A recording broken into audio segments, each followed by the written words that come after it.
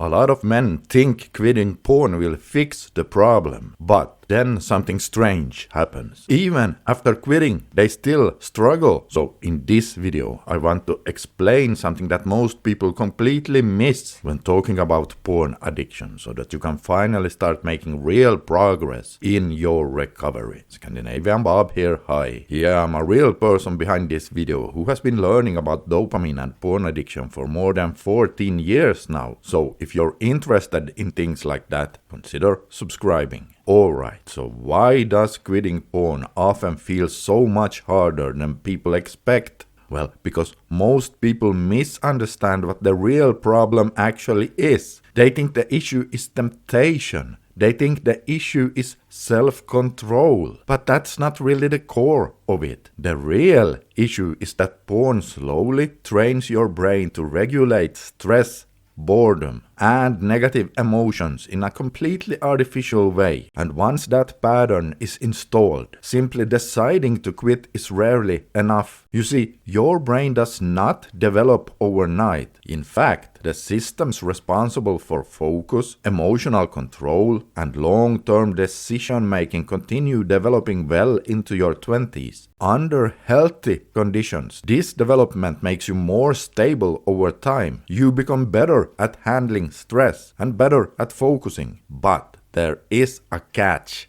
If extremely high stimulation enters the picture early, it will interfere with that process. And then the opposite happens. You become less stable over time. Internet porn is one of the most powerful examples of this. Because porn is not just sexual content. It is an endless stream of novelty, intensity, and instant dopamine spikes. So your brain quickly learns something very simple. When I feel bad, this fixes it. Feeling stressed, porn. Feeling lonely, porn. Feeling bored, porn. And whatever else negative emotions you can think of. And the nasty thing about this is that, well, you see, at first it all seems harmless and it seems to work. But after some time, the trap slowly begins to close. The more often the brain uses an instant dopamine shortcut to regulate emotions, the more it starts relying on that shortcut. Instead of developing many ways to deal with life, the brain now only has one go-to tool. Porn becomes the emotional regulator. And once that pattern is repeated enough times, the brain begins to adapt to it. Dopamine receptors gradually become less sensitive. And as you know, this process is called desensitization. And what that means in practical terms is very simple. The brain now needs stronger stimulation just to feel normal again. That's why escalation often happens. You start seeking more and more intense stimuli, because what once felt exciting eventually feels just ordinary. So the brain starts looking for something stronger, more novelty, different categories, more intensity, and even morphing sexual tastes. And at the same time, something even nastier begins to happen. Everyday life starts to feel flat. Your motivation drops. It becomes harder for you to focus. And the worst of all, your baseline levels of happiness are now much lower. Even real relationships start feeling less stimulating than artificial ones. And here's the deal. Many people mistakenly assume that this habit is driven purely by sexual desire. Well, in some cases that is true. But with today's super stimulating adult sites, the driving force very often develops into something else entirely.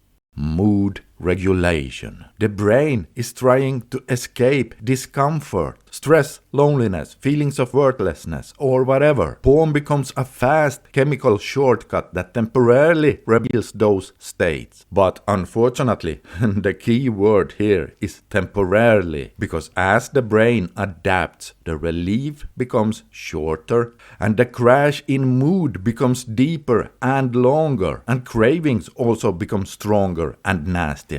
This is why so many people end up feeling stuck in a loop. And I'm not pointing any fingers here because I've been in that exact spot myself. And so guys are now dealing with a brain that has learned a very powerful bad habit. And bad habits like that do not simply disappear overnight. But here's the good news. The brain is plastic. The same system that adapted to overstimulation can also adapt back in the other direction. When the stimulation is removed, the brain slowly begins to resensitize. Dopamine receptors recover, motivation starts returning, focus improves, and normal life begins to feel rewarding again. But that process requires more than just willpower. It requires understanding why this happened in the first place, and then deliberately building healthier patterns to replace the old ones. For example, become a master at finding and doing healthier emotional regulation techniques. Just removing porn is often not enough. You also need to rebuild the brain's ability to regulate life without it.